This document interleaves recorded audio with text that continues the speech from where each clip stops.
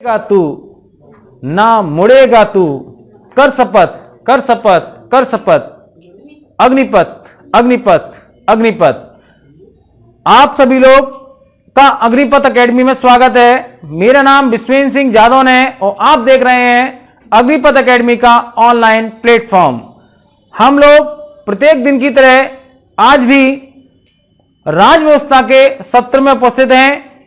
राज व्यवस्था के सत्र के तहत आपको मौलिक अधिकारों से संबंधित टॉपिक कराए जा रहे हैं। इन टॉपिकों में आज हम धर्म की स्वतंत्रता से संबंधित कुछ पहलुओं को समझेंगे और संविधान में क्या प्रावधान दिए गए हैं इनको समझेंगे।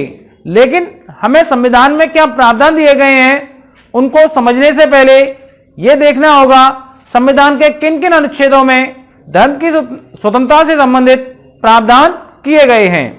हम देखते हैं कि धर्म की स्वतंत्रता का अधिकार अनुच्छेद 25, अनुच्छेद 26, अनुच्छेद 27 और अनुच्छेद 28 में मौलिक अधिकारों के तहत दिया गया है।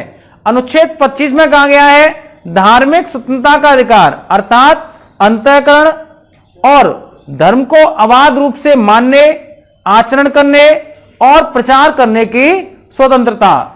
अनुच्छेद 26 में कहा गया है धार्मिक कार्यों के प्रबंधन का अधिकार। अनुच्छेद 27 में कहा गया है धार्मिक कार्यों के लिए कर न देने की स्वतंत्रता।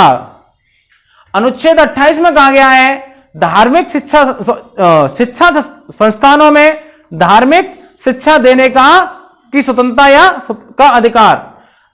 ये हमने अनुच्छेद देखे। इनको समझने से पहले हमें यह समझना होगा धर्म और राज्य का आपस में संबंध क्या होता है। यदि हम धर्म और राज्य के आपसी संबंधों को समझें तो हम समझ सकते हैं कि धर्म का किसी भी देश की राज्य व्यवस्था पर बहुत ही अधिक प्रभाव रहता है। आप यह बात समझ लीजिए कि भारत जैसा जो देश है, भारत में धर्म और राज्यों में आपस में कभी कोई विवाद नहीं रहा और भारत किसी भी धर्म के प्रति बहुत ही उदार और विनम्र रहा है। अगर इसका हमें प्रमाण देखना है तो हम देख सकते हैं कि भारत में बौद्ध धर्म, जैन धर्म और सिख धर्म का लगातार प्रसार होता रहा और नए धर्मों का उद्भव हुआ और ये सारे धर्म सनातन धर्म के अंदर से निकले और इनमें आपस में एक आध बार कोई इतिहास में विवाद रहा हो, उनको छोड़ दिया जाए तो कभी कोई विवाद नहीं रहा। तो कुल मिलाकर हम कह सकते हैं कि भारतीय समाज, जो भारत का समाज है, वह धर्मों के प्रति सहिष्णु है और भारतीय समाज सर्वधर्म समभाव जैसी विशेषताओं में विश्वास करता है। अब हम वहां यूरोप की बात करें, यूरोप की स्थिति भारत से कुछ अलग है। इसका कारण क्या है कि जहां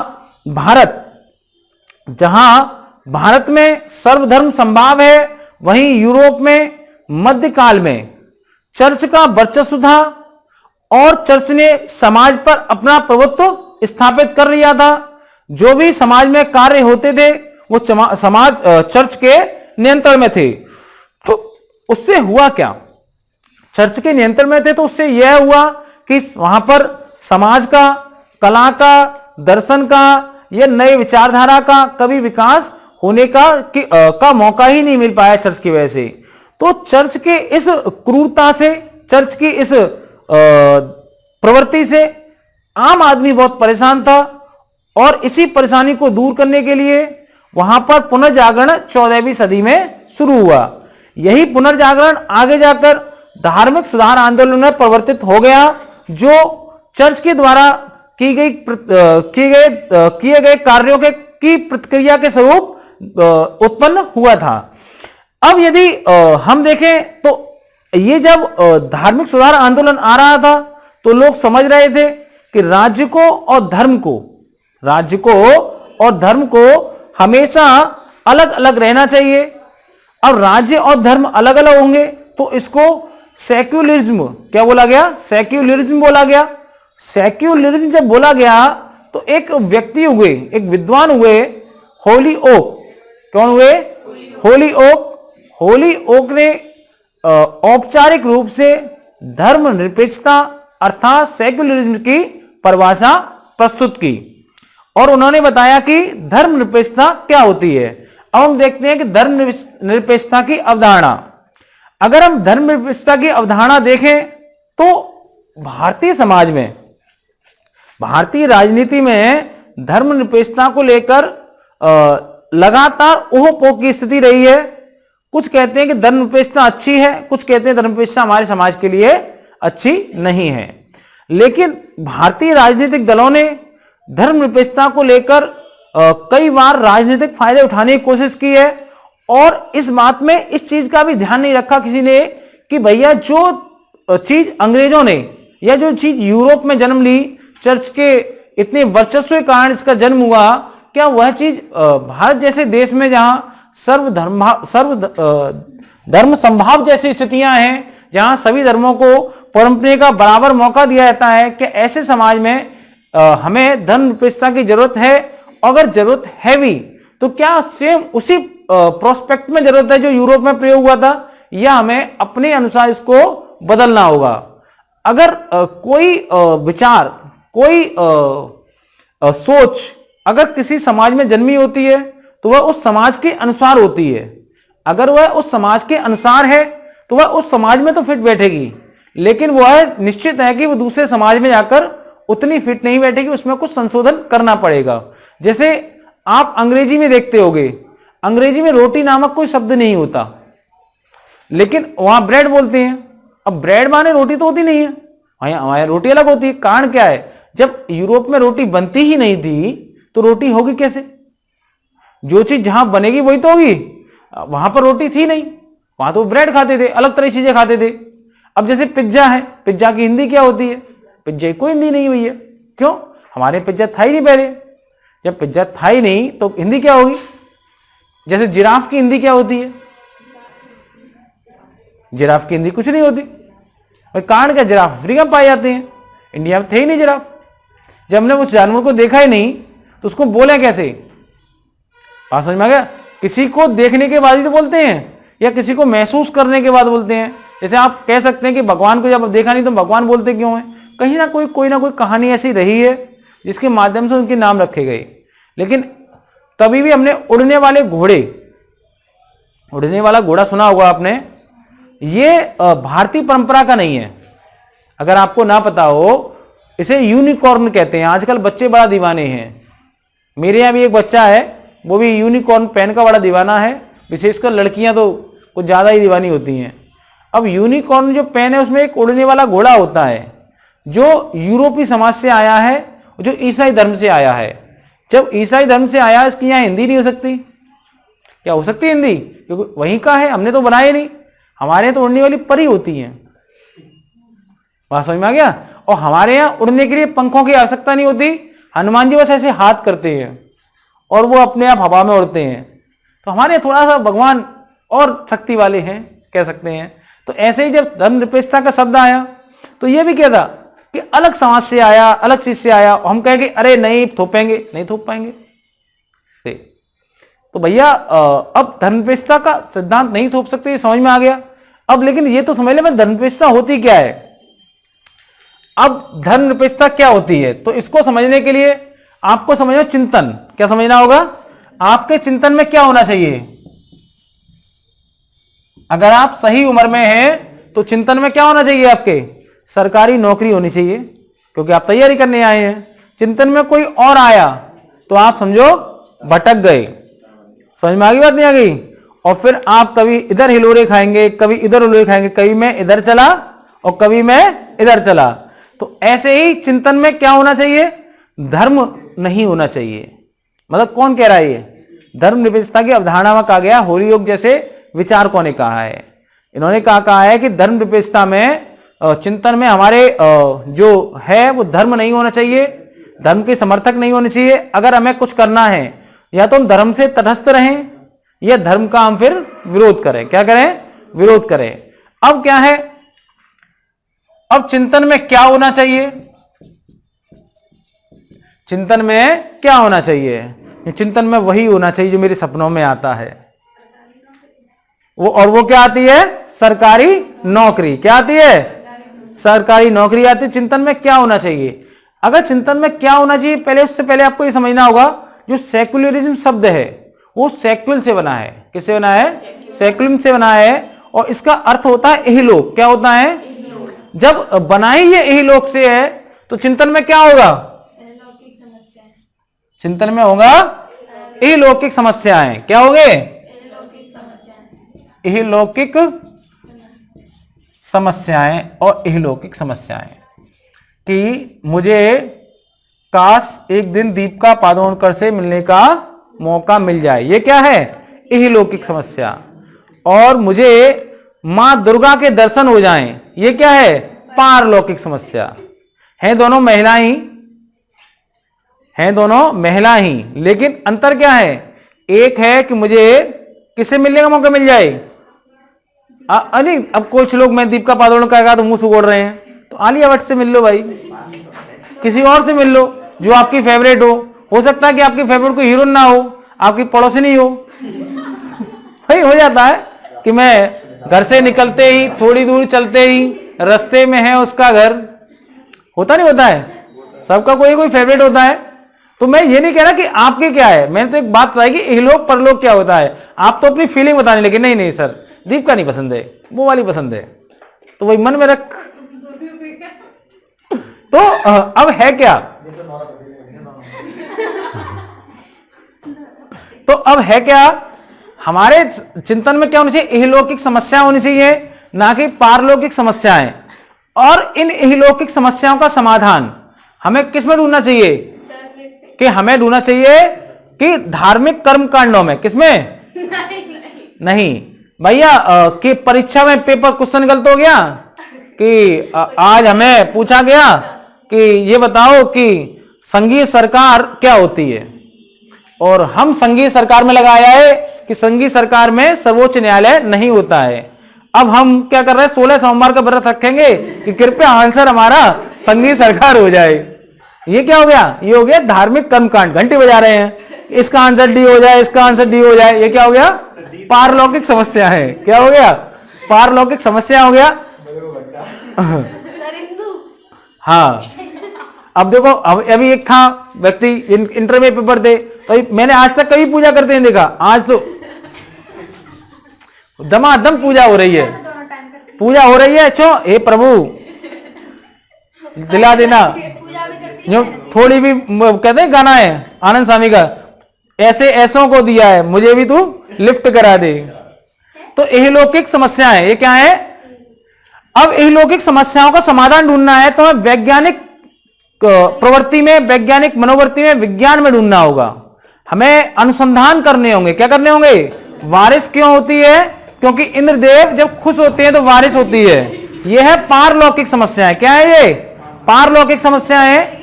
और बारिश इसलिए होती है क्योंकि यहां से पानी का वाष्पीकरण होता है, और उसके बाद जब सापेक्ष आर्द्रता बहुत अधिक हो जाती है और तो संघनन होता है। संघनन के बाद बारिश होती है, जिसमें अनिष्ट क्षेत्र भी भूमिका निभाते हैं। ये क्या है? इहलौकिक ध्यान। क्या है ये? इहलोक। और इहलोक में हमने जो समस्या है उसका समाधान किससे किया? विज्ञान से। किससे किया? विज्ञान से। तो हमारे चिंतन में क्या होना चाहिए? इहलोक होना चाहिए। अब समस्या भी हो गई, क्या समाधान होगा? समस्या का समाधान भी हो गया। अब देखते हैं कि नैतिकता क्या है। क्या कोई व्यक्ति वह महिला जो एक सुंदर पति के लिए 16 सोमवार का व्रत रखती है, क्या वह नैतिक है? वो तो लालची हुई, नहीं हुई लालची भाई। 16 सोमवार का व्रत रख रही है कि मुझे एक अच्छा बैल मिले, तो क्या हुई? वो लालची औरत हुई। हो सकता है नैतिक भी हो। लेकिन एक व्यक्ति जो डेली शाम को शराब पीता है और पीने के बाद जितने भी भगवान हैं उनको एक लाइन में लगाकर उनकी मां बहनों को याद करता है, लेकिन वो जब सुबह उठता है वो गरीब बच्चों को खाना खिलाता है, गरीब बच्चों को पढ़ाता है। बात समझ में आ गया? तो अब वह व्यक्ति नैतिक होगा या नहीं होगा? भले उसके शाम के कार्य खराब है, लेकिन सुबह के कार्य तो उसके अच्छे हैं। शाम को बादशाह है, और सुबह वो दयावान बादशाह है। हाँ, समझ में आ गई बात ना की? तो अगर नैतिकता, कोई धार्मिक अगर कोई व्यक्ति है जो पूजा पाठ नहीं करता, क्या उसे हम अनैतिक कह सकते हैं? क्या किसी भैंसे को किसी देवी या देवता के नाम पर बलि देना क्या नैतिकता है? नहीं है ना। अगर नैतिकता नहीं है, क्रूरता है, तो क्या वो धर्म जो, और वैसे धार्मिक व्यक्ति नैतिक हो सकते हैं? भाई धार्मिक क्या होती है? जादू टोना भी एक पूजा होती है। कोई व्यक्ति धार्मिक हुआ, ओम भट्ट स्वाहा, एक गुड़िया बनाई, चिंग, उसमें पिंच बजाई जा रही है, बाल काट के लगा दिए, क्या ऐसे आप नैतिकता कहेंगे? क्यों भाई? नैतिकता नहीं है। और मेरे जैसे व्यक्ति जो तुम्हें पढ़ा रहे हैं फ्री में, और मैं नैतिक हुआ नहीं हुआ, लेकिन धार्मिक तो हूं नहीं मैं। तो नैतिक कौन हो सकता है? मैं भी हो सकता हूं, भले ही धार्मिक ना हूं। और अनैतिक तुम भी हो सकते हो, जो 16 सोमवार का व्रत रखते हो अच्छे बैल के लिए। तो आपको समझ में आ गया। अब देखते हैं भारत की स्थिति क्या है, और भारत के संविधान सभा ने संविधान में और क्या क्या प्रावधान है, क्या कोई ऐसा अनुच्छेद संविधान संशोधन है जिसके द्वारा यह सब किया गया। तो भारत की स्थिति के बारे में देखते हैं। तो अंग्रेजों ने जब भारत को गुलाम बनाना शुरू किया, कह सकते हैं जब भारत पर कब्जा करना शुरू किया, प्लासी का युद्ध हो गया। प्लासी का युद्ध के बाद कब हुआ प्लासी का युद्ध? 1757 में। उसके बाद बक्सर का युद्ध हुआ 1764 में। 1764 में बक्सर के युद्ध के बाद अंग्रेजों ने भारत पर कब्जा करना धीमे धीमे शुरू कर दिया था। जब उन्होंने कब्जा करना उस पर भारत पर शुरू कर दिया था, तो अंग्रेजों के साथ साथ अंग्रेजों के ज्ञान, अंग्रेजों की परंपराएं, अंग्रेजों की संस्कृति, अंग्रेजों की कला, ये सब भी क्या आ रहे थे? अंग्रेजों के साथ आ रहे थे। क्योंकि आप अगर आज अमेरिका पहुंच जाए सब लोग, तो भारतीय लोग तो भारतीय रहेंगे, वहां भी घंटरियां बजाएंगे हैं, और वहां भी करेंगे बम बम भोले, बम बम भोले करेंगे। ऐसे अंग्रेज जब आ रहे थे, वो क्या कर रहे थे? ओ क्राइसिस, ओ क्राइसिस कर रहे थे। वो कुछ किसने विचन बोलते होंगे अपने बाइबल आयल होगी। तो उनके साथ साथ एक विचार भी उनके साथ आया। वो क्या आया? धर्मनिरपेक्षता या सेकुलरिज्म का विचार। जब भारत में यह विचार आया, विचार तो अच्छा था, जब यह विचार आया तो इससे क्या हुआ? भारतीय जो बुद्धिजीवी थे वह प्रभावित हुए। अब कोई विचार कितना भी अच्छा क्यों ना हो, मैं आपको कितना भी अच्छा पढ़ाऊं, फिर भी आपको कुछ ऐसे लोग मिल जाएंगे जो कहेंगे बेकार पढ़ाता है, और बहुत से लोग अच्छे मिलेंगे। ऐसा तो लेकिन हो सकता है कि कुछ लोग बुराई भी करने वाले हो। तो कोई विचार पूरी तरह से अच्छा या पूरी तरह से बुरा नहीं हो सकता है। जैसे आतंकवादी हैं, अधिकांश लोगों के लिए आतंकवादी क्या होता है? बेकार होता है, बहुत दुष्ट होता है, होता नहीं होता है। लेकिन कुछ तो ऐसे लोग हैं जिनके लिए वो कार्य कर रहा है, उनके लिए वो हीरो होता है। भाई आतंकवादी किसी के लिए तो हीरो है ना। तो ऐसे ही क्या है, जो धर्मनिरपेक्षता का विचार है, जब वह भारत में आ रहा था, अंग्रेजों के साथ आ रहा था, तो क्या था? अंग्रेज भारत को गुलाम बना रहे थे। कुछ लोग धर्मनिरपेक्षता के विचार से प्रभावित थे, और कुछ लोग धर्मनिरपेक्षता का विरोध कर रहे थे। जैसे हमारे बाबा महात्मा गांधी, उन्होंने कहा कि धर्मनिरपेक्षता शब्द जो है ना, वो भारत के लिए बना ही नहीं है। उन्होंने गलत भी नहीं कहा, ऐसा कुछ गलत कहा। उन्होंने कहा कि कारण क्या है? भारतीय समाज को अगर धर्म से अलग कर दिया जाए तो हम भारतीय समाज की कल्पना ही नहीं कर सकते। क्योंकि भारतीय समाज और धर्म एक दूसरे के अभिन्न अंग हैं, एक दूसरे ऐसे जुड़े हुए हैं कि सार तत्व खत्म हो जाएगा भारतीय समाज का। इसलिए हमारे यहां धर्मनिरपेक्षता और राज्य दोनों एक साथ चल ही नहीं सकते। हमें अगर कोई विचार अपनाना चाहिए तो वह विचार है सर्वधर्म समभाव, अर्थात सभी धर्मों का समान सम्मान करना चाहिए हमें। वहीं जवाहरलाल नेहरू जैसे लोग थे, वो कह रहे हैं कि धर्मनिरपेक्षता हमारे समाज के लिए आवश्यक तत्व है, यह हमारे समाज के लिए बहुत ही आवश्यक है। अब महात्मा गांधी का भी भारत पर प्रभाव बहुत है, और जवाहरलाल नेहरू का भी प्रभाव बहुत था। संविधान निर्माण सभा जब बन रही थी, तो संविधान निर्माण सभा ने एक बात निश्चित की, हम अपने देश को ऐसा बनाएंगे जिसमें धर्मनिरपेक्षता के गुण हों। क्या हों? धर्मनिरपेक्षता के गुण हों। लेकिन उन्होंने एक बात और सोची, हम धर्मनिरपेक्षता शब्द का प्रयोग नहीं करेंगे। क्या नहीं करेंगे? प्रयोग नहीं करेंगे, लेकिन ऐसे गुण डालेंगे जिससे हमारा देश धर्मनिरपेक्ष राज्य बन जाए। जैसे अनुच्छेद 16, अनुच्छेद 15, अनुच्छेद 15 और 16 में क्या कहा गया है? धर्म के आधार पर विभेद नहीं किया जाएगा। अब अनुच्छेद 15-16 में धर्म के आधार पर विभेद नहीं किया जाएगा, तो क्या यह धर्मनिरपेक्षता नहीं है? यही तो धर्मनिरपेक्षता है। धर्म निरपेक्ष राज्य हुआ नहीं हुआ? हम धर्म के आधार पर किसी को अलग अलग नहीं मानते, हमारे सभी एक हैं। अब अनुच्छेद कौन सा आया? 25 है, अनुच्छेद 26 है, अनुच्छेद 27 है, अनुच्छेद 28 है। इनमें तो सीधे सीधे लिख दिया गया धार्मिक स्वतंत्रता का अधिकार। तो क्या धार्मिक स्वतंत्रता देना धर्मनिरपेक्षता नहीं है? तो यह भी धर्मनिरपेक्षता हुई। अब इसके अलावा क्या है? अनुच्छेद 44, समान सिविल संहिता, बस सभी के लिए समान कानून होगा। आप एक बात समझ लें, दो तरह के कानून होते हैं, एक होता है आपराधिक कानून, एक होता है सिविल कानून। जो आपराधिक कानून होता है वह भारत में सभी के लिए समान है। आपराधिक कानून के तहत सजा दी जाती है। आपने अगर नाम सुना होगा भारतीय दंड संहिता, आईपीसी, इंडियन पेनल कोड, ये किसके लिए? आपराधिक कानून के लिए। किसी ने किसी का मर्डर कर दिया, किसी की पिटाई कर दी, किसी की हत्या की कोशिश की, ये सब किस में आएगा? ये सब आएगा आपका इंडियन पेनल कोड में। किस में आएगा? अब इसकी जो प्रक्रिया है सीआरपीसी, वो भी किस में आती है? आपराधिक में आती है। लेकिन हमारे यहां सिविल मामलों में थोड़ा अंतर है। सिविल में क्या आता मामले आते हैं?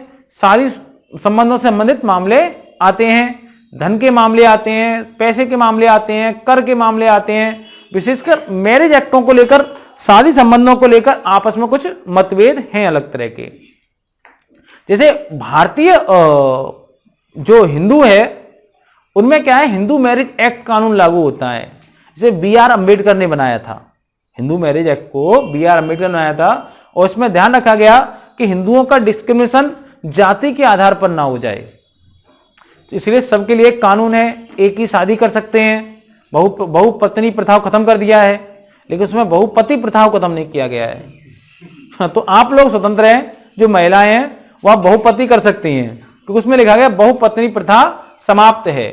अब जो समाप्त लिख दिया वो समाप्त है, जिसको नहीं लिखा गया वो समाप्त नहीं है। तो आज से क्या करें? 2, 3, 4। लेकिन अब है क्या? दहेज प्रथा पर प्रतिबंध लगा दिया, उसमें तलाक पर के नियम बना दिए। लेकिन ऐसे ही जब मुसलमानों के संबंध में होता है, तो मुसलमानों के संबंध में मुस्लिम पर्सनल लॉ काम करता है। क्या काम करता है? मुस्लिम पर्सनल लॉ। ये कोई लॉ नहीं है जो आपके हदीसों में दिया गया है, वही नियम काम करते हैं। इसलिए मुसलमान 3 शादी कर पाते हैं। हिंदू जो पुरुष है, मुसलमान का मतलब मुसलमान पुरुष 3 शादी कर पाते हैं। मुसलमान स्त्रियों को ऐसी स्वतंत्रता नहीं है। हाँ, अगर मुस्लिम पर्सनल लॉ में दोनों को स्वतंत्रता दी गई थी कि पुरुष भी 3 शादी कर सकते हैं और महिला भी 3 शादी कर सकती हैं, तो हम कहते हैं इसको बदलने की आवश्यकता नहीं है, क्योंकि समानता दी गई है। भैया देखिए, नहीं, पुरुष भी एक थप्पड़ मार सकता है तो महिला भी एक लात मार सकती है, तो समानता है। लेकिन अब पुरुष तो 3 शादी कर रहा है, लेकिन महिला नहीं कर पा रही है, तो महिला तो परेशान होंगी। और महिलाओं से ज्यादा परेशान हिंदू पुरुष है। कह रहे यार, हमारी पड़ोसन भी अच्छी लगती थी, हमें तो नहीं मिल पाई। तो ऐसा होता नहीं होता है? तो ऐसा अब ये है क्यों? क्योंकि संविधान में कहा गया कि सिविल कानून जो हैं, जब हमारा देश आजाद हो रहा था उसमें ऐसी स्थिति नहीं थी कि हम सिविल कानूनों को भी एक बना सकें। लेकिन हमारा लक्ष्य है, हमारा लक्ष्य क्या है? हमारा लक्ष्य है कि सारे देश के कानून को हम एक बनाएं। अगर अनुच्छेद 44 कहीं लागू है तो वह लागू केवल गोवा में है। इस समय वहां पर समान सिविल संहिता लागू है। वहां पर चाहे हिंदू हो चाहे मुसलमान हो, सबके तलाक के तरीके, सभी के विवाह के तरीके एक जैसे हैं। वहां पर मुस्लिम पर्सनल लॉ काम नहीं करता। लेकिन अन्य क्षेत्रों में और शेष भारत में मुस्लिम पर्सनल लॉ काम करता है। वहां पर 3 तलाक को तो सरकार ने अभी बैन कर दिया। मैंने आपको कल बताया भी था कि कोई बोले तलाक तलाक तलाक, तो फिर वो क्या बोलती है महिला? योगी योगी योगी। फिर क्या वो कहता है? मजाक मजाक मजाक। क्या कहता है वो? मजाक मजाक मजाक। तो इसका मतलब ये जो बनाया गया, इससे ये बनाया गया 3 तलाक समाप्त हो गया है। हलाला जैसी कुप्रथाएं भी समाप्त हो गई हैं। हलाला प्रथा को मैंने आपको कोई समझाया भी था। जैसे अगर कोई पुरुष किसी महिला से और को तलाक दे देता है, लेकिन उसने सपने में दिया या धोखे से दिया। कभी कभी क्या होता है, महिला पुरुष में हो रहा है युद्ध घरेलू, पहले वैसे तो कहते हैं महिला जीत जाती है, लेकिन हो सकता है पुरुष क्या करे, उसको गुस्से में कहते तलाक तलाक तलाक। अब हो गया उसका तलाक, लेकिन वो करता है अपनी बीवी से बहुत प्रेम, वो नहीं चाहता उससे अलग होना। अब अलग होना नहीं चाहता, लेकिन इस्लाम इस बात की इजाजत नहीं देता है कि तलाक होने के बाद आप अपनी पत्नी से पुनः विवाह कर सकते हैं। वहां पर कराया जाता हलाला, पहले उस महिला की शादी कराई जाएगी किसी दूसरे से, फिर उससे कराया जाएगा तलाक, तब होगी उससे शादी। तो कई ऐसे केस हुए कि किसी ने चलते राहगीर से या किसी ड्राइवर शादी करा दी, उसकी बीवी इतनी सुंदर थी उसका मन ही नहीं हुआ छोड़ने का, और जब तक पुरुष नहीं देगा तलाक तब तक महिला नहीं होगी स्वतंत्र। देखो मुसलमानों में क्या है, पुरुष ही तलाक दे सकता है, महिला तो केवल अर्जी दे सकती है केवल। तो अब वो नहीं हुआ स्वतंत्र, अब वो परेशान है, अब वो परेशान है। और उसमें भी क्या है, वहां भी इच्छा है, क्या हुआ, तो अब ऐसे में क्या हुआ, बेचारा अपनी पत्नी को लेने गया था, अब परेशान है, चक्कर लगाता है कि भैया छोड़ दे मेरी को, दे दे तलाक, लेकिन नहीं हो रहा है। तो ऐसे होते हैं मुस्लिम पर्सनल लॉ। तो अब मुस्लिम पर्सनल लॉ अनुच्छेद 44 पर लागू नहीं होगी। इसके अलावा मैंने आपको बताया 51A में ई और एफ ऐसे प्रावधान है जो भारत को धर्मनिरपेक्ष राज्य घोषित करते हैं। इंदिरा गांधी सरकार आई, उन्होंने 1975 में क्या लगाया, आपातकाल लगाया। क्या लगाया, आपातकाल लगाया। उसी आपातकाल के समय क्या हुआ, 42वां संविधान संशोधन हुआ। क्या हुआ, 42वां संविधान संशोधन हुआ। और 42वें संविधान संशोधन के तहत हमारे प्रस्तावना में, किसमें, हमारी प्रस्तावना में 3 नए शब्द जोड़े गए। इसमें एक था समाजवाद, एक था धर्मनिरपेक्षता या पंथ निरपेक्षता, और एक शब्द क्या था, अखंडता। देखिए धर्मनिरपेक्षता और पंथ निरपेक्षता दोनों शब्द एक ही हैं, इनकी इंग्लिश एक ही है, सेक्युलरिज्म। क्या है, ठीक। तो अब ये शब्द जोड़ दिया। उसके बाद प्रस्तावना में अब लोगों ने कुछ कहा कि भाई क्या इस शब्द को जोड़ना जरूरी था। तो अगर देखा जाए, अगर यह शब्द ना होता तो क्या हमारा देश धर्मनिरपेक्ष नहीं था, हमारा देश फिर भी धर्मनिरपेक्ष ही था। तो हमारे देश में अगर ये शब्द जोड़ा जाता या ना जोड़ा जाता, हमारा देश धर्मनिरपेक्ष ही रहता। लेकिन जोड़ दिया है तो बता दिया गया है, अब नहीं जोड़ते तो भी कोई बात नहीं थी, जोड़ दिया तो कोई बात नहीं है। मिला तो अच्छा, नहीं मिले तो और अच्छा। हरवंश राय बच्चन, सही बात है कि नहीं है? मन का हो तो अच्छा और मन का ना हो तो और भी अच्छा। तो हमने आपसे कहा कि धर्म और राज्य क्या है, धर्म की निरपेक्षता अवधारणा क्या थी और भारत की स्थिति क्या थी। अब इनकी हम अनुच्छेद अब देखेंगे कि धर्मनिरपेक्ष राज्य की विशेषताएं क्या होती हैं। क्या होती हैं धर्मनिरपेक्ष राज्य की विशेषताएं। धर्मनिरपेक्ष राज्य की विशेषताएं, अगर हम धर्मनिरपेक्ष राज्य की विशेषता देखते हैं तो पहली जो सबसे महत्वपूर्ण विशेषता है, राज्य का कोई धर्म नहीं होगा। राज्य का कोई धर्म नहीं होगा।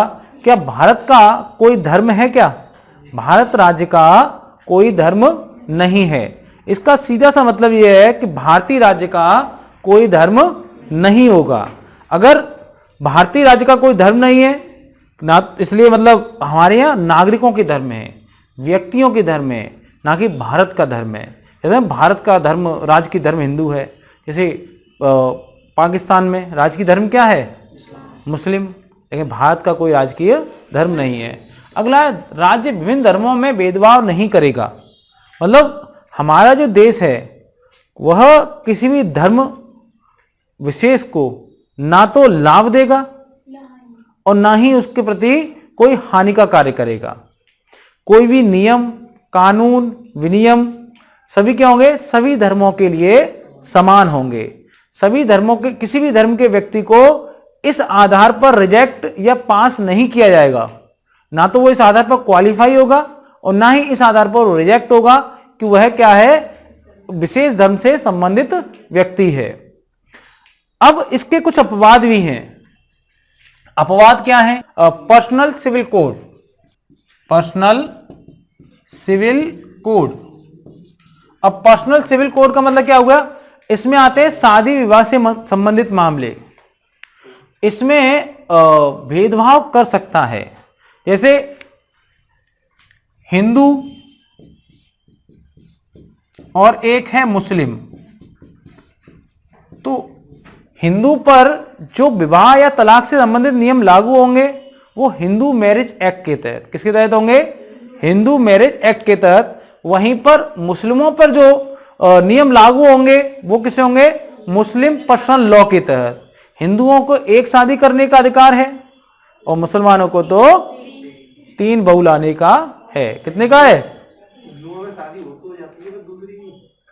तलाक, एक तलाक करने के बाद भी दूसरी शादी कर सकते हो आप। ये एक साथ 3 रख सकते हैं। समझ में आ गया? एक बीबी इधर खड़ी है, एक बीबी इधर खड़ी है, एक सामने खड़ी है। समझ में आ गया? बस 3 ही मुसलमानों में 3 ही क्यों कहा गया? क्योंकि एक दोनों तरफ से कर लिया, एक तरफ से कर लिया। अगर आदमी भगना हो तो एक तरफ से भग जाए वो। अब हम देखेंगे प्रत्येक व्यक्ति को धार्मिक स्वतंत्रता प्राप्त। अगर कोई धर्मनिरपेक्ष राज्य है तो उसमें प्रत्येक व्यक्ति क्या होगा?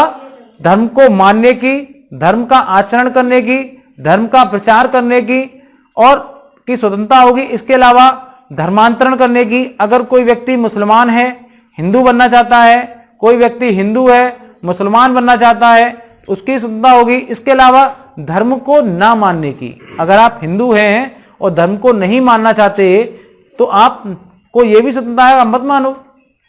आपको हम नहीं बोलेंगे हम बम बम बोले, नहीं बोलेंगे जय श्री राम, स्वतंत्रता है। ऐसे कोई मुस्लिम है, वो नहीं कहना चाहता अल्लाहू अकबर अल्लाहू अकबर, तो मत बोलो अल्लाहू अकबर, क्योंकि आपको धर्म को मानने और धर्म को ना मानने दोनों की स्वतंत्रता दी गई है। क्लियर? अब राज्य, धर्म और राज्य अलग अलग होंगे। क्या होंगे? धर्म और राज्य अलग अलग होंगे। इसका सीधा सा मतलब यह है कि राज्य धार्मिक कार्यों में हस्तक्षेप नहीं करेगा। राज्य धार्मिक कार्यों में हस्तक्षेप नहीं करेगा। राज्य नहीं कहेगा कि रामायण में अभिनय कैसा होना चाहिए, हनुमान जी की पूंछ होनी चाहिए नहीं होनी चाहिए। ये धर्म का मामला है। नमाज कैसे पढ़नी चाहिए राज्य नहीं बताएगा, ये धर्म का मामला है। हम जय श्री राम बोले, टीका लगाएं, ये हमारा है। समझ में आ गया? सरदार पगड़ी बांधे, कटार रखें, ये धार्मिक मामला है। कैसा मामला है? धार्मिक मामला है। इसमें राज्य हस्तक्षेप नहीं करेगा। लेकिन ऐसा भी हो सकता है कोई मामला ऐसा आ जाए जिसमें क्या हो, राज्य और धर्म एक दूसरे के सामने आ जाएं। और अब ये बताओ कि राज्य और धर्म एक दूसरे के क्या गए? सामने आ गए। अब विवाद है कि कौन बड़ा है, तो राज्य बड़ा होगा या धर्म बड़ा होगा। अगर ऐसा कभी विवाद आएगा तो हमेशा ध्यान रखना राज्य को वरीयता दी जाएगी, ना कि धर्म को। क्योंकि हमारे यहां कहा जाता है कि हम पहले भारतीय हैं तब हिंदू हैं।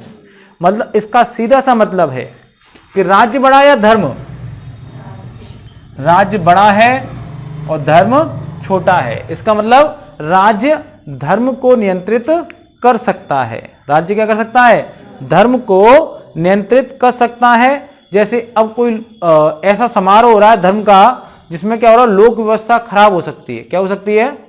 तो क्या करेगा? धर्म हस्तक्षेप करेगा और उसको सही करेगा। एक थे, आपने सुना हो, रामपाल। रामपाल सुनो दे, उन्होंने सेना बना ली पूरी, और पुलिस वाला कोई गया तो उसको कूट दिया। फिर जो राज्य ने दिखाया कि आई एम द बॉस, कौन क्या दिखाया उन्होंने? आई एम द बॉस, और एक पूरा ऑपरेशन चलाया और उनको, रामपाल सहित उनकी सेना को नस्ते नाबूद कर दिया। क्योंकि आप राज्य के विरुद्ध युद्ध की घोषणा करेंगे तो आपको मरने के लिए भी ठिकाना नहीं छोड़ेगा राज्य। राज्य से पंगा, राज्य की एकता से पंगा, राज्य की अखंडता से पंगा। धर्म भूल जाओ, इतनी कुटाई होगी, इतनी कुटाई होगी कि अपना नाम भूल जाओगे। हां, धर्म मानो लेकिन राज्य से पंगा ना लेना। क्या ना लेना? पंगा। रामपाल ने लिया। अब रामपाल इतिहास में है कि एक रामपाल नामक व्यक्ति था। समझ में आ गया? अब क्या हो गया? वो इतिहास हो गया। तो अगर आपको बचना है तो इन चीजों से बचना है। क्या करना है? इन चीजों से आपको बचना है। अब क्या है, धर्म के धर्मनिरपेक्ष पहलुओं पर राज्य का नियंत्रण होगा। अब धर्म के धर्मनिरपेक्ष पहलू क्या होते हैं? जैसे मेला लगा, कोई धार्मिक मेला लगा, अब धार्मिक मेले में जो व्यवस्थाएं होनी है वो क्या धर्म से संबंधित, धर्मनिरपेक्ष हैं? तो अब मेला में जो पुलिस लगती है वो कौन लगाता है? राज्य लगाता है। क्या राज्य को इससे मेले से कोई फायदा होता है? नहीं। लेकिन अब किसी का जुलूस निकल रहा है, मुहर्रम जुलूस बोलते हैं, वो निकलता है तो व्यवस्था कौन करता है? राज्य करता है। और राम बारात निकल रही है तो व्यवस्था कौन करेगा? राज्य करेगा। क्योंकि कुछ शरारती तत्व भी आएंगे, उनके लिए लाठी भी होनी चाहिए और फिर उनके कटोरों को सजाया जाता है। बात समझ में आ नहीं? क्योंकि लोग मानते नहीं हैं, लोग राम बारात में पता नहीं क्या क्या करते हैं। तो आदमी को नियंत्रित रखने के लिए पुलिस पर डंडा है और धर्म को नियंत्रित करने के लिए राज्य है। क्या है? राज्य। तो धर्म के जो धर्मनिरपेक्ष पहलू हैं उन पर नियंत्रण कौन करेगा? राज्य करेगा। हम धर्मनिरपेक्षता संबंधित कुछ और चीजों को देखते हैं। जैसे धर्मनिरपेक्षता की अवधारणा एक सकारात्मक होती है और एक नकारात्मक होती है। सकारात्मक नकारात्मक जो अवधारणा होती है, कैसी होती है? नकारात्मक अवधारणा वह राज्य धर्म से पूर्णतः अलग, पूर्णतः विमुख। पर राज्य को मतलब ही नहीं होता कि धर्म में क्या हो रहा है, कौन सी अनुयायी है, किन्हें अधिकार है, वो अपने से मतलब रखता है, अपने नियमों से मतलब रखता है। तो इसमें क्या होता है? राज्य पूर्णतः विमुख होता है। लेकिन जो सकारात्मक अवधारणा होती है उसमें किसी धर्म विशेष को महत्व नहीं दिया जाता, लेकिन सभी धर्मों को समान समझा जाता है। जो सकारात्मक अवधारणा है इसमें किसी धर्म विशेष को महत्व नहीं दिया जाता, बल्कि सभी धर्मों को समान समझा जाता है। लेकिन कभी कभी कोई धर्म संस्कृति ऐसी हो सकती है, धार्मिक समुदाय या पंथ ऐसा हो सकता है जो खतरे में हो। क्या हो? खतरे में हो और उनके अस्तित्व का संकट हो। किसका संकट हो? अस्तित्व का। तो राज्य उनकी सहायता करेगा सकारात्मक अवधारणा में। जैसे एक योजना चलती है जियो पारसी। क्या चलती है? पारसी एक धर्म होता है, पारसी एक समुदाय है। आपने कभी कभी डीकरा डीकरा कह के बोलते हैं वो लोग फिल्मों में, वो एक पारसी समुदाय है। आगे नहीं पीछे जी लगा। एक फिल्म देखी थी आपने? कौन सी फिल्म है? धमाल। धमाल फिल्म है। जी पापा जी कहता है ना, वो कहता थप्पड़ देता है, आगे नहीं पीछे जी लगा। वो कौन है? वो पारसी लोग हैं। मैंने आपको क्या समझाया? वो कौन है? पारसी लोग हैं। हम जब फिल्मों के उदाहरण देते हैं तो आपको करेक्ट समझ में आता है। कैसे आता है? टक सीधे समझ में आता है। समझ में आ गया? उसे टक सीधे समझ में आता है तो टक सीधे आपके दिमाग में जाता है। तो अब जियो पारसी सरकार ने योजना चलाई। कारण क्या है? पारसी लोग पैसे वाले होते हैं। कभी आपने कोई पारसी का नाम सुना है? टाटा एक पारसी हैं। अगर आपने नहीं सुना तो आपने उनके नमक का कर्ज नहीं चुकाया। आपको उनके कहते हैं बेटा दूध का कर्ज चुकाना, नाक से कहती है, ऐसे ही टाटा के नमक का कर्ज चुकाओ, नमक हलाल बनो, नमक हराम मत बनो। तो टाटा एक पारसी हैं। पारसी समुदाय हमारे देश का पैसे वाला समुदाय है। कैसा है?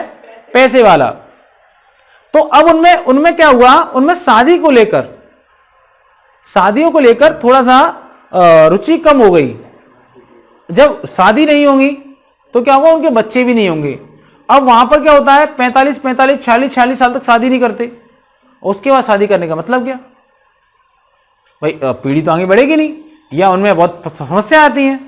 तो उन्हें प्रोत्साहित करने के लिए जियो पारसी शादी को प्रोत्साहित करना चाहते हैं, जिससे उनकी संख्या बढ़े। उनकी संख्या लगातार पारसियों की कम हो रही है। क्या हो रही है? तो सरकार ने प्रयास किया। तो ऐसे प्रयास तो कर सकती है, लेकिन किसी विशेष धर्म को, जैसे हिंदू धर्म को कोई विशेष छूटें दे दे। जैसे इस्लाम, पाकिस्तान में क्या है? राष्ट्रपति वही बन सकता है या प्रधानमंत्री वही बन सकता है जो मुस्लिम हो। क्या हो? पाकिस्तान का नागरिक तो ही हो, साथ में मुस्लिम हो। लेकिन भारत में ऐसा नहीं है। अब हम देखते हैं SR बॉम्बे बनाम भारत संघ मामला 1994। ये जो मामला है वैसे तो संबंधित किससे है? संबंधित तो ये किससे है? राष्ट्रपति शासन से। शासन संबंधित है। लेकिन इस मामले में क्या हुआ, जो सुप्रीम कोर्ट है उसने कुछ धर्म निरपेक्षता के बारे में, धर्म के बारे में कुछ टिप्पणियां की जो हमारे लिए महत्वपूर्ण है। पहला क्वेश्चन तो यह बनता है कि राष्ट्रपति शासन कौन से वे अनुच्छेद में है। अगर आप वीडियो देख रहे हैं तो कमेंट करें, और जो यहां बैठे हैं वो अपने मुंह का प्रयोग करें। 356 में किसमें है, अनुच्छेद 356 में क्या दिया है, राज्य आपात या राष्ट्रपति आपात संबंधित प्रावधान दिया गया है। मैं आपको पुनः दोहरा देता हूं, अनुच्छेद 352 में राष्ट्रीय आपात, 356 में राज्य आपात या राष्ट्रपति शासन, और 360 में वित्तीय आपात के बारे में प्रावधान दिया गया है। यह मैं बार बार कहता हूं, यदि आप भूल जाते हैं तो एक कोना अपनी कॉपी में ऐसा बनाएं। मैंने आपसे कहा भी था कि जब आप नोट्स बनाएं, ऐसे अगर आपका पेज है A4 साइज का, इसमें हमेशा एक ऐसी लाइन कर लिया करें, तब यहां से लिखना शुरू किया करें।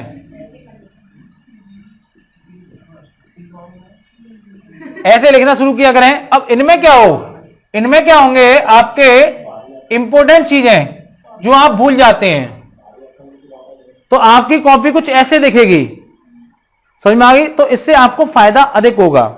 और आप अगर पूरे लेकिन आप लोग लिखते कैसे हैं, आप लोग लिखते हैं वह ऐसे लिखते हैं, जैसे ये कॉपी है,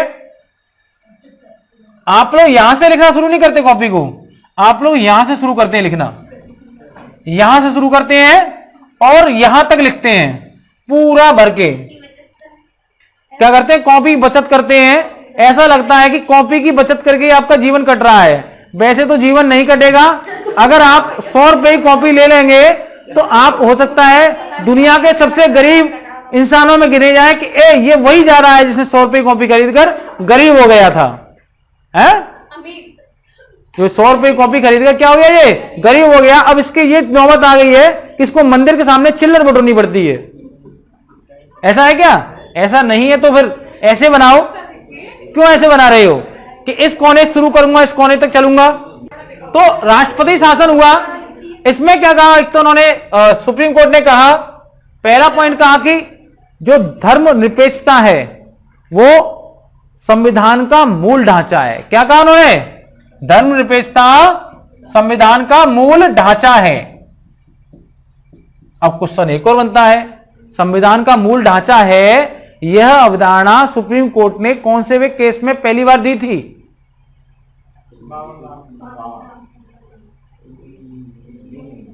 52 राम मामले में नहीं दी थी। 52 राम मामले में उन्होंने यह कहा था कि 24 अप्रैल 1973 के बाद यदि कोई मामला 9वीं अनुसूची में शामिल किया जाता है तो वह उसका JR हो सकता है। 24 अप्रैल 1973 को क्यों कहा? क्योंकि केशवानंद भारती मामले का जो निर्णय आया था वह 24 अप्रैल 1973 को आया था। तो किस में कहा था इन्होंने? केशवानंद भारती मामले में सुप्रीम कोर्ट ने मूल ढांचा, संविधान के मौलिक ढांचे का प्रावधान किया और कहा कि मौलिक ढांचे में संसद संशोधन नहीं कर सकती है। तो धर्मनिरपेक्षता क्या है? मौलिक ढांचा। क्या है ये? मौलिक ढांचा है। और हमारे यहां जो धर्मनिरपेक्षता है, हमारे यहां जो धर्मनिरपेक्षता है वो किस पर आधारित है? सकारात्मक अवधारणा पर। किस पर आधारित है? सकारात्मक अवधारणा। धर्मनिरपेक्षता क्या ली गई है? सकारात्मक अवधारणा ली गई। इसका मतलब क्या है?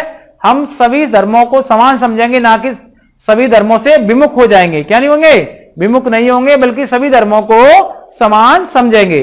इसमें कोई दिक्कत, कोई परेशानी?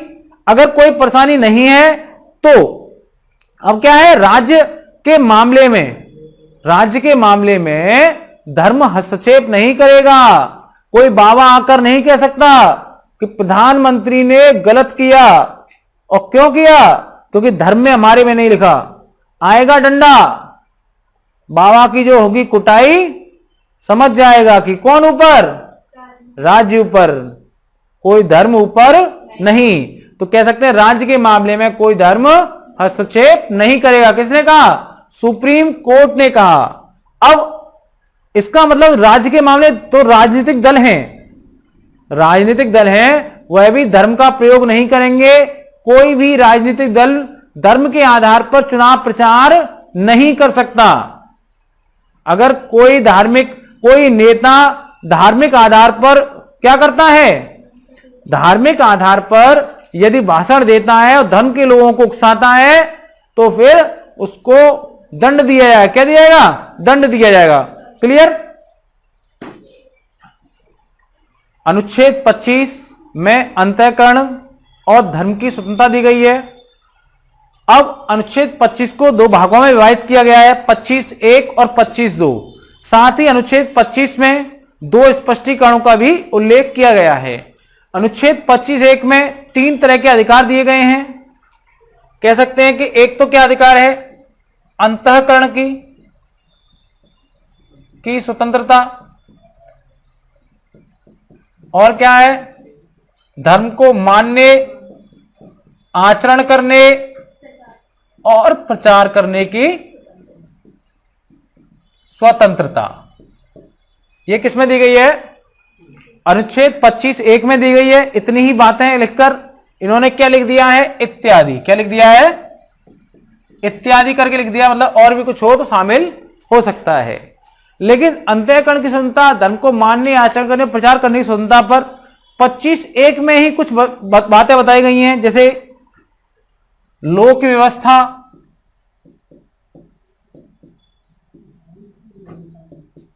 सदाचार और स्वास्थ्य है। ये क्या है? 3 ऐसे आधार हैं जिनके आधार पर धर्म की स्वतंत्रता पर क्या लगा सकता है? रोक लगाई सकती है। किस पर? अंतःकरण की स्वतंत्रता पर, मानने पर, आचरण और प्रचार करने की स्वतंत्रता पर रोक लगाई जा सकती है। अब सोचो, ऐसा कोई जुलूस निकल रहा है जिससे क्या हो सकता है? दंगे भड़क सकते हैं। भाई ऐसा कोई जुलूस निकल रहा है जिससे दंगे भड़कते हैं, है वो धर्म का ही, लेकिन वो धर्म के जुलूस में दूसरे धर्मों की बुराई की जा रही है, दूसरे धर्मों को गाली दी जा रही है। तो क्या वह जुलूस सही है? नहीं है। क्यों? क्योंकि उससे लोक व्यवस्था खराब हो सकती है, सदाचार खराब हो सकता है। तो इससे क्या, पुलिस उस पर रोक लगा देगी। कुछ ऐसे जुलूस होते हैं, जैसे एक जुलूस निकलता था, आनंद मार्गी जुलूस, आनंदवादी थे वो, आनंद मार्गी कहते थे उनको। वो क्या करते थे? आनंद मार्गी, मतलब नाम आनंद मार्गी था, पता नहीं कैसा आनंद था उनमें। खोपड़ियां, हड्डियां, शमशान की राखें, तलवारें, फरसा लेके निकलते जूस। तो अब इससे क्या होगा? समाज में अव्यवस्था फैल सकती है, लोग डर सकते हैं। हो सकता है वो किसी को फरसा मारते हैं इस मामले में, हो सकता है उनके चक्कर में कोई और मार जाए। और इससे क्या, स्वास्थ्य भी लोगों को खराब हो सकता है। जब वो राख फेंक लगे हैं, उससे कोई व्यक्ति बीमार भी हो सकता है। तो क्या ऐसे जुलूसों को निकलना चाहिए? सुप्रीम कोर्ट ने कहा कि आनंद मार्गियों ने जुलूस निकाला तो फिर उनका आनंद पूरा कौन निकालेगी? सरकार निकालेगी। अब आनंद मार्गियों का जुलूस निकालना हो गया बंद, कोई दिक्कत। अब देखते हैं अनुच्छेद 25(2). 25(2) में एक तो आरआर, ये 3 व्यवस्थाओं पे है ही, इसके अलावा कुछ और भी दिए गए हैं। जैसे एक दिया गया है क, 25(2) का, इसमें कहा गया है कि गैर धार्मिक पक्ष। कैसे पक्ष? गैर धार्मिक पक्ष। इन पर किसका नियंत्रण होगा? गैर धार्मिक पक्षों पर राज्य का नियंत्रण होगा। किसका नियंत्रण होगा? राज्य का नियंत्रण। जैसे गैर धार्मिक पक्ष क्या हो सकते हैं? भाई अगर सरकार ने नियम बना दिया कि रात 10 बजे के बाद डीजे बंद, तो फिर नहीं चलेगा कि डीजे वाली घर में गाना बजा दे। अब हो सकता है कि मंदिरों में भी ऐसा हो, भाई एक धर्म का वो हो रहा है, क्या बोलते हैं, पांडाल सजी है और पूरी रात जगराता हो रहा है, और हाई स्कूल के वाले बच्चों के पेपर थे, इंटर वाले बच्चों के पेपर थे, बगल में जगराता हुआ, उनका तो निकल गया राता निकल गया। अगर वो शिकायत कर दी उन्होंने, पुलिस आएगी, आप कीर्तन करो, भजन करो, कोई दिक्कत नहीं है, रात भर करो, रात दिन जगो, समझ में आया, कहीं भी करो, नाले में बैठ के करो, चाहे कहीं भी करो, कोई समस्या नहीं है। लेकिन अगर हमें समस्या हुई या किसी और को समस्या हुई तो सरकार को समस्या है। तो 10 बजे के बाद डीजे वाले बाबू मेरा गाना बजा दो, अगर सरकार ने बंद कर दिया है तो बंद है। अब ऐसे ही कोई मंदिर हो सकता है, कोई मस्जिद हो सकती है, इन पर देखो कितनी जमीनें होती हैं साहब, यहां से मंदिर शुरू हुआ और चल रहा है, ये सब मंदिर की जमीन है। कोई भगवान खरीदने आई थी जमीन क्या? किसी व्यक्ति ने खरीदी होगी। आज आप देख रहे हो गोपाल आश्रम कितना बड़ा था, अब वो लगातार बिक रहा है। क्यों बिक रहा है वो? क्योंकि वहां के ट्रस्टी बेच रहे हैं उसे। और अगर ऐसा कोई मामला है, कोई शिकायत करता है तो क्या करेगी सरकार? उस पर कार्यवाही करेगी। क्या करेगी सरकार? कार्यवाही। क्यों? कारण क्या है? जमीन का मामला कैसा मामला है? गैर धार्मिक। कैसा है? गैर धार्मिक पक्ष है। कभी कभी कोई बाबा ऐसा भी हो सकता है, बाबा बन गया, उसने जमीन कब्जा कर ली, सरकारी कब्जा कर ली, तो बाबा की निकाली जाएगी बाबागिरी। समझ में आ गया? फिर आसाराम बापू जैसे लोग जेल में भी जाएंगे। कभी हो सकता है कि आम आदमी जमीन कब्जा कर ले, बाबाओं पे इतना पैसा होता है, कहीं से तो लूटते हैं ये लोग, तो इन पैसों को लूटा कहां से आता है? तो क्या करेगा? ये गैर धार्मिक पक्ष है। अगर सरकार के पास ऐसा मामला जाएगा तो सरकार पूछेगी बाबा जी कैसे आए। वहां नहीं कह सकते कि भगवान आए थे कृष्ण और उन्होंने हमें ज्ञान दिया। आजकल तो कुछ नेताओं के सपने में भी आते हैं, कुछ ऐसी पार्टियां हैं, उनके मुखिया हैं, वो आज कहते हैं कि आज मेरे सपने में कृष्ण आए थे। बस समझ नहीं रहे, आप नेशनल टीवी पर बोल रहे हैं, आप बोल क्या रहे हैं? आप अमेरिका पढ़ के आए हैं, सॉरी ऑस्ट्रेलिया पढ़कर आए हैं, आप कह रहे मेरे सपने में कृष्ण आए थे। क्यों आए थे? क्योंकि किसी बाबा के सपने में कृष्ण आए थे, तो उनके में भी आए, बारी बारी से आ रहे हैं कृष्ण, ड्यूटी लगी है। तो राज्य नियंत्रण किसका करेगा? गैर धार्मिक पक्षों का करेगा। अब सामाजिक कल्याण या सामाजिक सुधार, दूसरा क्या है? आप उसके उदाहरण लिख लेंगे अपने आप अगर उदाहरण लिखना चाहें तो लिख सकते हैं। इसका एग्जाम्पल क्या हो सकता है? रात 10 बजे के बाद लाउड स्पीकर बंद, लाउड स्पीकर बंद, तो बंद। और लिखना चाहो जैसे अब नियुक्ति है, वैष्णो देवी एक मंदिर था, उसके एक पुरोहित थे भूरीनाथ। कौन थे? भूरीनाथ। अब वहां पर क्या था? वैष्णो देवी में केवल पहले ब्राह्मणों की नियुक्ति होती थी, भूरीनाथ ने उंगली कर दी। क्यों? केवल ये बुद्धिमान होते हैं क्या? नहीं, हम भी बुद्धिमान है। नहीं है बुद्धिमान? हमें भी शास्त्र पढ़ के आए हैं, इतना इन्हें ज्ञान इतना हमें ज्ञान।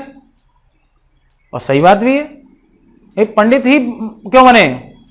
भाई फलाने शुक्ला जी पूजा में पुजारी थे, क्यों? शुक्ला जी क्यों बने? सही बात है क्या नहीं? भाई शुक्ला जी ही क्यों बने? जादव जी क्यों नहीं बन सकते? बन सकते हैं, हाँ। कौन निकाल देता है? ट्रस्टी निकाल देते हैं। कोई व्यक्ति जाके केस कर दे, ट्रस्ट और ट्रस्टी दोनों मिट्टी में। समझ में आ गया? ट्रस्ट और ट्रस्टी दोनों मिट्टी में। समझ में आ गई बात है कि घोषणा नहीं कर सकते, आप घोषणा नहीं कर सकते। अन्य कारणों से क्या क्या निकाला होगा?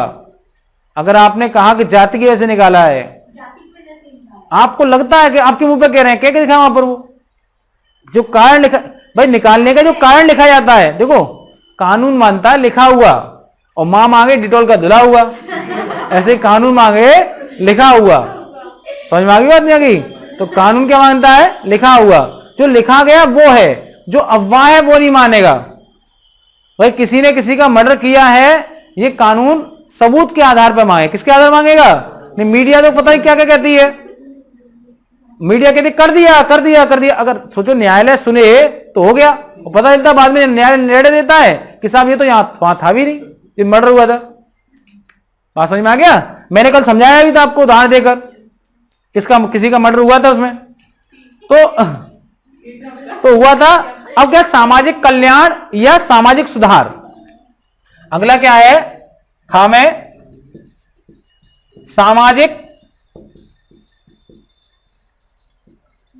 कल्याण या सामाजिक सुधार। सामाजिक कल्याण या सामाजिक सुधार। अब सोचो, सामाजिक कल्याण करना है, सामाजिक सुधार करना है, तो क्या धार्मिक कार्यों को नियंत्रित नहीं किया सकता? अगर इसके लिए क्या कर सकते हैं? नियंत्रित कर सकते हैं। जैसे आप एक बार समझो, सती प्रथा होती थी। एक बैल के लिए एक महिला क्या होती थी? सती हो जाती थी, जला दी जाती थी। अब इसको बैन कर दिया। क्या ये एक धार्मिक कार्य नहीं था? क्या ये एक धार्मिक कार्य नहीं था? धार्मिक कार्य था, बैल के लिए जलाई जाती थी। इसको क्या कर दिया? बैन। एक और प्रथा थी जिससे हिंदू बहुत परेशान है, वो क्या थी? बहुपत्नी प्रथा। क्या थी? पहले क्या था? हिंदुओं को अधिकार था कि वो कितनी भी पत्नियां रख सकते हैं, जितना धन उतनी पत्नी। अब जितना धन उतनी पत्नी अगर रख सकते हैं, लेकिन अब क्या कर दिया? हिंदू मैरिज एक्ट, एक पर एक, अगर दूसरी चाहिए तो एक को छोड़ो, समझ में आया, तो दूसरी मिलेगी। ऐसी सेम यही स्थिति क्या की? यही स्थिति क्या की महिलाओं के लिए? जो एक बैल पसंद नहीं आ रहा, हो सकता है मरकना हो, तो दूसरे बैल को ढूंढो, लेकिन इसे वो छोड़ो। पहले क्या करो? इसको छोड़ना पड़ेगा। तो सामाजिक कल्याण या सामाजिक सुधार के लिए क्या करना पड़ेगा आपको? धर्म के क्षेत्रों में हम हस्तक्षेप कर सकते हैं। ये सरकार ने किया। क्या किया? अब क्या बोलता कोई बोले तलाक तलाक तलाक, तो क्या कहता है वो? योगी योगी योगी। तो क्या होता है? मजाक मजाक मजाक। इसका मतलब तलाक, 3 तलाक खत्म। 3-4 तलाक नहीं दे सकते, अब आप कूट दिए जाओगे। तो क्या किया? सरकार ने महिलाओं के लिए इसमें हस्तक्षेप किया। अब हम देखेंगे स्पष्टीकरण क्या थे। क्या देखेंगे? स्पष्टीकरण। सिखों को क्या परमिशन दी गई है? अनुच्छेद 25 में स्पष्टीकरण दिया गया कि सिखों को यह धार्मिक स्वतंत्रता है कि वह धार्मिक वह कृपाण रख सकते हैं। क्या रख सकते हैं? तो सिखों क्या है? कृपाण रखने की है। वो क्यों दी गई है? वो इसलिए दी गई है क्योंकि वो उनको धार्मिक अंग है, और इसके बिना उनका धार्मिक जो दृष्टिकोण है, जो विचारधारा है, धार्मिक कार्य हैं, अधूरे हैं। सार तत्व मान सकते हैं कृपाण को। क्या मान सकते हैं? सार तत्व मान सकते हैं। ऐसे ही जो हिंदू शब्द है, क्या है? हिंदू शब्द, इसमें क्या क्या शामिल है? हिंदू शब्द में शामिल है बौद्ध, जैन और सिख। क्या शामिल है? बौद्ध, जैन और सिख शामिल हैं। बौद्ध शामिल हैं, जैन शामिल है, सिख शामिल हैं। अर्थात हिंदू मंदिर, अगर कहीं कह दिया गया हिंदू मंदिर, हिंदू मंदिर का मतलब क्या हुआ? कि बौद्ध मंदिर, जैन मंदिर या सिख मंदिर। क्या मतलब हुआ? बौद्ध मंदिर, जैन मंदिर या सिख मंदिर। तो हिंदू मंदिर पर जो नियम लागू होंगे वही नियम बौद्ध मंदिर, सिख मंदिर और जैन मंदिरों पर लागू होंगे। अर्थात इन मंदिरों में इस आधार पर भेदभाव नहीं किया सकता कि आप इस जाति के हैं इसलिए आपको इस मंदिर में प्रवेश नहीं मिलेगा। देवी आपकी नहीं सुनेंगी, क्योंकि एक जाति, एक समाज की ही सुन पाती है, बाकी के लिए वो बहरी हैं। समझ में आ गया? तो आप क्या करें? गरम तेल ले जाएं पंडित जी के पास, कहें कि देवी कान में थोड़ा डालो और थोड़ा अपने कान में भी डालो। अनुच्छेद 25 आ चुका है, वो आपकी ठुकाई करने के लिए तैयार है। जो ना तो देवी की चलेगी ना पंडित जी की चलेगी, दोनों की होगी तेल मालिश। क्या होगी? तेल मालिश। ठीक। धार्मिक स्वतंत्रता में हमने कई पहलुओं को देखा। इसमें से एक पहलू हमने अनुच्छेद 25 को पढ़ लिया है। इसमें अनुच्छेद 26, अनुच्छेद 27 और अनुच्छेद 28 अभी आपके शेष हैं, क्योंकि यह वीडियो बहुत लंबा ना हो जाए और आपको देखने में बोरियत महसूस ना हो और आप लगातार देखते रहें। इसलिए जो बाकी की क्लास बची है वो हम अगले वीडियो में आपको प्रोवाइड कराएंगे। यदि आपको हमारा वीडियो पसंद आता है तो उसे लाइक करें, चैनल को सब्सक्राइब करें और हमारे वीडियो को शेयर करें। जब आप वीडियो को शेयर करेंगे तो लिखेंगे #NOCK NOCK अग्निपथ। क्या लिखेंगे? #NOCK NOCK Agnipath. अगले वीडियो में आपको फिर मिलते हैं, तब तक के लिए अलविदा। राम राम, नमस्ते, राधे राधे।